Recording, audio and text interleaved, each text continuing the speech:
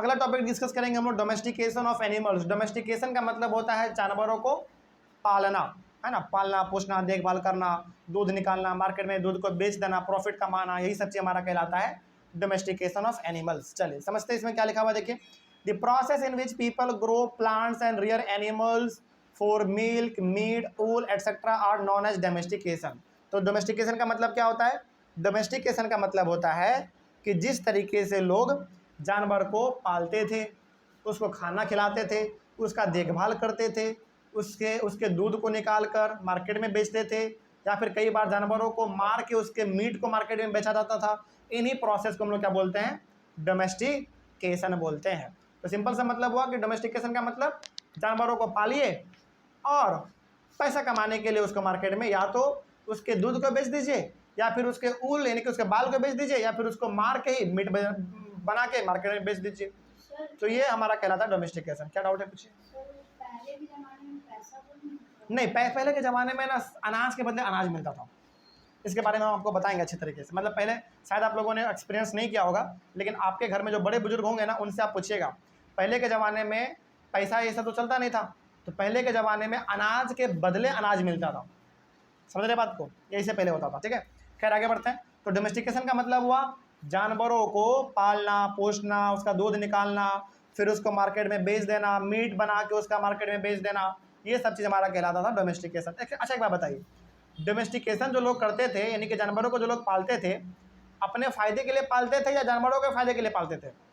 अपने फ़ायदे के लिए पालते थे, इसी को हम लोग कहते थे डोमेस्टिकेशन। आगे अनाज को बेच के अनाज को लेना, उसको बार्टर। बिल्कुल बिल्कुल, अनाज के बदले अनाज लेना, उसको हम लोग बार्टर सिस्टम बोलते हैं। ठीक है ना, चलिए आगे बढ़ते हैं। खैर वो हमारे टॉपिक का ये बात नहीं है, दोबारा टॉपिक पे आते हैं। Domestication took place in many parts of the world, यानी कि जैसे जैसे समय बदला वैसे वैसे हर प्रकार के लोगों ने और हर प्रकार के कंट्री में जानवरों को पाला जाना चालू हो गया। और आज भी जानवरों को हम लोग पाल रहे हैं। आपके घरों में जो दूध आता है, जो मीट आता है, वो सब कहाँ से आ रहा है? डोमेस्टिकेशन से आ रहा है। कोई ना कोई इसको पाल रहा है, कोई ना कोई इसका दूध निकाल के मार्केट में बेच रहा है। ये सब कहाँ से आ रहा है? डोमेस्टिकेशन से आ रहा है भाई, है ना। तो बहुत सारे अलग अलग कंट्री में अलग अलग प्रकार के लोगों ने जानवरों को पालना चालू कर दिया। ठीक है ना, आगे it began about 12,000 years ago. और जानवरों को पालना चालू कब स्टार्ट हुआ था? आज से 12,000 साल पहले, जो कि हम लोगों ने पिछले क्लास में भी डिस्कस किया था। आगे the earliest plant to be domesticated were wheat and barley. प्लांट के बारे में बात करें कि सबसे पहला प्लांट कौन सा था जिसको लोगों ने उगाना चालू किया, तो वो था हमारा पहला व्हीट और बार्ली। और ये दोनों प्रकार के अनाज को हम लोग खाते हैं, बहुत बड़ी मात्रा में खाते हैं हम लोग। ठीक है ना, चलिए हालांकि व्हीट हम लोग ज़्यादा खाते हैं, गेहूँ, बार्ली हम लोग बहुत कम खाते हैं, लेकिन कुछ कुछ लोग ऐसे भी हैं जो कि बार्ली को भी खाते हैं, मतलब अच्छा लगता है ये भी। ठीक है, तो सबसे पहला प्लांट जो हम लोगों ने उगाना चालू किया वो कौन सा प्लांट था, जो कि 12,000 साल पहले हमने किया? वो व्हीट और बार्ली। उसके बाद earliest animals to be domesticated were sheep and goat. और सबसे पहला जानवर जिसको हम लोगों ने पालना चालू किया, सीप और गॉड, यानी कि भेड़िया और बकरी। लेकिन इससे भी पहले कौन? डॉग।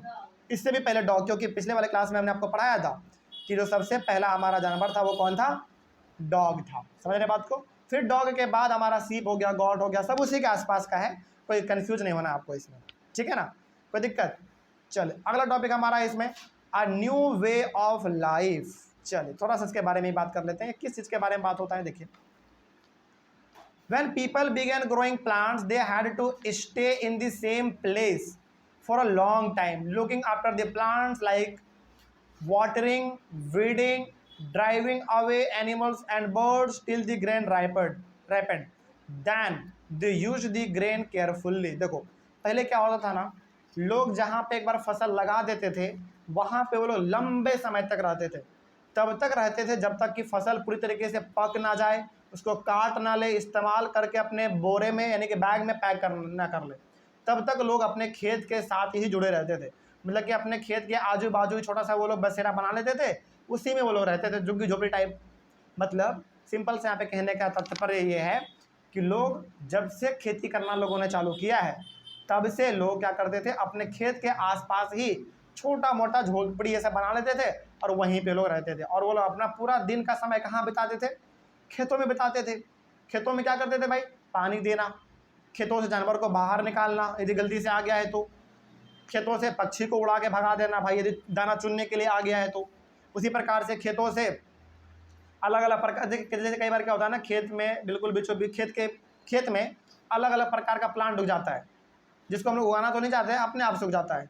उसको हम लोग कहते हैं इंग्लिश में वीड, क्या बोलते हैं, वीड बोलते हैं। उसको बाहर उखाड़ के फेंक देना, ये सारा काम पहले के लोग करते रहते थे, बाहर सारे खेत में ले लेते क्योंकि वो बेकार प्लांट है ना, वो हमारे किसी काम का नहीं है।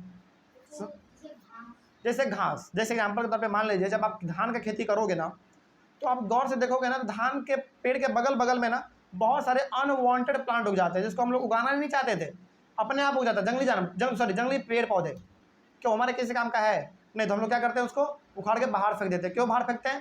ताकि हमारे धान को फूलने के लिए ज़्यादा स्पेस मिल सके, नहीं तो वो स्पेस छीन लेता है, ना हमारा धान अच्छे से हो पाएगा, ना हम लोग अच्छे से कमाई कर पाएंगे।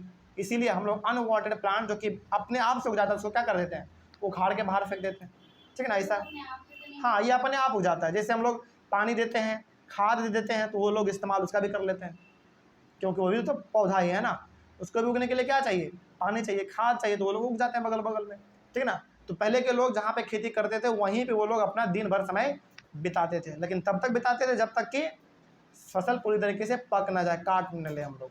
समझ रहे बात को? मतलब फसल लगाने से लेकर फसल के कटने तक लोग एक ही जगह पर टिके रहते थे। पहले वैसे तो फसल उगने में 6 महीने लगते हाँ बिल्कुल, 6 महीना लोग वहाँ पर रहता था खेत के बगल में। जैसे मान लीजिए यदि फसल को उगने में 6 महीने लग रहे हैं, तो लोग 6 महीने के बगल में रहते थे, खेत के बगल में झोपड़ी ये सब बनाकर, ठीक है। आगे, when the grain ripened they start thinking of storing it for food and seed। जैसे मान लीजिए एक बार फसल पक गया, तो पकने के बाद वो लोग क्या करते थे, फसल को काटते थे, और काटने के बाद उस फसल का वो लोग खुद भी इस्तेमाल करते थे, और कुछ बचा के रखते थे, ताकि उसको अगले बार सीड के तौर पर इस्तेमाल किया जाएगा और खेतों में उसको छिड़का जाएगा, ताकि दोबारा उससे खेती किया जा सके। तो लोग ये सब चीज़ भी करते रहते थे, ठीक है। In many areas they began making large clay pots, woven baskets and dug pits into the ground for storing the grain. अब अनाजों को स्टोर करने के लिए क्या करते थे पता है? अनाजों को स्टोर करने के लिए क्या करते थे वो लोग? अनाजों को स्टोर करने के लिए मिट्टी का वो लोग बड़ा बड़ा घड़ा बनाते थे। समझ रहे बात को? आज यदि हम लोगों को अनाज स्टोर करना होता है तो किस में करते हैं?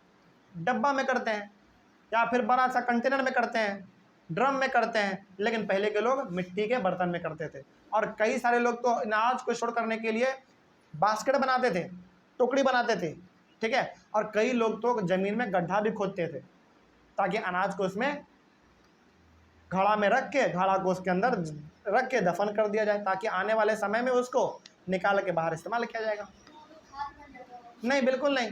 जैसे आप क्या करो, एक डब्बा लो, डब्बे में आप गेहूं रख दो या फिर चावल रख दो, उतना करके आप ज़मीन में उसको दफन कर दो, गाड़ दो, मतलब वो हमेशा आपका सिक्योर रहेगा, बिल्कुल साफ रहेगा, उसमें कुछ होने वाला नहीं। कोई पेड़ के बगल में पता है तुम्हारी स्कूल पे। हाँ, तो लोग क्या करते थे, पहले अनाज को एक बार काट लेते थे, काट लेने के बाद घड़ा में, टोकरी में, ज़मीन में गड्ढा खोद के वो लोग स्टोर करते थे। समझ के बात को? चलिए आगे बढ़ते हैं। ये हो गया हमारा a new way of life topic complete. अगला हमारा है स्टोरिंग एनिमल्स। चलिए, स्टोरिंग एनिमल्स में क्या लिखा हुआ जरा देखा जाए। इसमें भी 3 पॉइंट है, बड़ा इंपॉर्टेंट है। इसमें लिखा हुआ है एनिमल्स मल्टीप्लाई नेचुरली। अच्छा, एक बात बताइए, एनिमल्स का संख्या हम लोग बढ़ाते हैं क्या? नहीं, वो तो अपने आप बढ़ता है भाई। एक एनिमल्स अपने बच्चों को जन्म देगा तो ऑब्वियस सी बात है उसका संख्या अपने आप बढ़ जाएगा। तो उस समय पे भी और आज भी जानवरों का संख्या हम लोग नहीं बढ़ाते हैं। हम लोग संख्या किसका बढ़ाते हैं? ह्यूमन बींग का। जानवर तो अपना संख्या अपने से बढ़ा देता है अपने बच्चों को जन्म दे देकर, ठीक है ना। तो उस समय पे भी वही था, आज भी यही है। आगे, people looked the animals carefully because they provide milk and meat which is an important source of food. उस समय पे भी और आज भी लोग एनिमल को बहुत अच्छी तरीके से केयर करते हैं, देखभाल करते हैं। क्यों? क्योंकि भारी मात्रा में हम लोगों को इससे मिलता क्या है भाई? दूध, दही, चीज़, पनीर, मीट, अंडा, ये सब कहाँ से मिलता है आपको? एनिमल से ही मिलता है। तो बताओ, एनिमल को अच्छी तरीके से देखभाल करना ज़रूरी है या नहीं है? बिल्कुल ज़रूरी है भाई। उस समय पे भी था, आज भी है। यदि आप देखभाल नहीं करेंगे तो हो सकता है कि आने वाले 10 साल के अंदर ही आपको मार्केट से दूध गायब होता हुआ दिख जाए। मतलब आज से ही यदि आप जानवरों का देखभाल करना कम कर दो तो अगले 10 साल के अंदर आपको दूध दही देखना मुश्किल हो जाएगा। इसीलिए दूध दही यदि चाहिए तो जानवरों को वो चाहिए, उसका केयर करिए, देखभाल करिए, सिंपल सी बात है। आगे, in other words animals were used as a store of food. मतलब यहाँ पे हम दूसरे शब्दों में ये भी कह सकते हैं कि एनिमल को इसलिए बचाओ ताकि फ्यूचर में आपको किस तौर पे काम आ जाए, फूड के तौर पे काम आ जाए। समझ रहे बात को? चलिए, इस तरीके से हमारे टॉपिक भी कंप्लीट होता है। अगला टॉपिक हमारा होगा जो कि हम लोग अपने अगले वाले क्लास में डिस्कस करेंगे, वो होगा finding out about the first farmers and herders. इसको हम लोग अपने अगले वाले क्लास में डिस्कस करेंगे। क्या यहाँ तक में आप लोगों को कोई डाउट समझ में आया सब कुछ? चलिए, बहुत अच्छी बात है। ऑनलाइन वाले बच्चे, आप लोगों को कोई समस्या रहे तो कमेंट कीजिएगा। मिलेंगे हम लोग अपने अगले क्लास में, इस टॉपिक को डिस्कस करेंगे। तब तक के लिए thank you very much and have a nice day.